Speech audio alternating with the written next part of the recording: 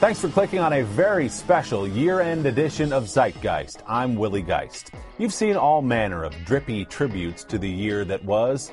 This is not one of those. Today, we remember 2010 through the faces of our nation's low-level criminals in a countdown of the top 5 mugshots of the year. These are the real heroes.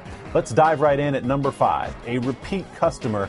This is Half Beard Guy, a 28-year-old arrested in Florida for disorderly intoxication.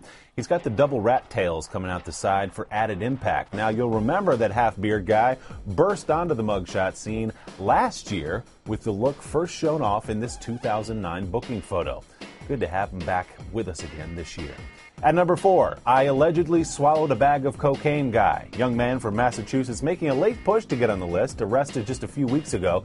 Cops pulled him over, and when they asked for license and registration, he reached for a baggie with white powder and swallowed it. Could be why he looks darn excited in this photograph. He was not charged with drug possession because police could not produce the evidence. The gentleman will presumably produce it later. Let's move on.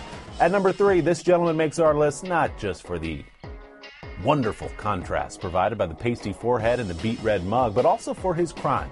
He was arrested and accused of shooting a BB gun at a 13-year-old football player to make him run faster during drills. Nice. You gotta motivate these couch-bound modern kids somehow, right? No? Boy, we're getting close to the top here. Our number 2 mugshot of the year comes to us from America's Dairyland. This is Mark Siebenmorgen. Give him a wide berth if you ever encounter him in the wild. He was arrested in Milwaukee this year after going on a little spree where he shoved a man to the ground and jumped on top of cars, among other maniacal things. Luckily, he seemed to have cooled off in time for his booking photo. And so here we are. 12 long months of petty criminal activity all comes down to this, the number 1 mugshot of the year. In my experience, a forehead tattoo always comes back to bite you in the rear end. But don't take my word for it. Just ask David Jonathan Winkleman of Davenport, Iowa.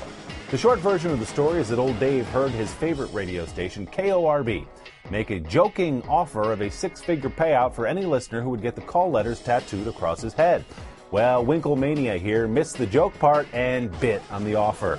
His forehead ink reads, KORB 93 Rock, the Quad City Rocker. He's had the tattoo for a while, but the world was just introduced to it this year thanks to a misdemeanor arrest. The worst part of that story, KORB has since changed its format and call letters. So Mr. Winkleman's tattoo is not only unflattering, it's also incorrect. So there you have it, the top 5 mugshots of 2010. We do want to give one bit of honorable mention to Snooki. A fine first effort from her here. We expect many, many more good things in the future from young Snooks. That's Zeitgeist for today. Happy New Year, everybody. Keep getting arrested. I'll be back here soon with much more of the news you cannot hear.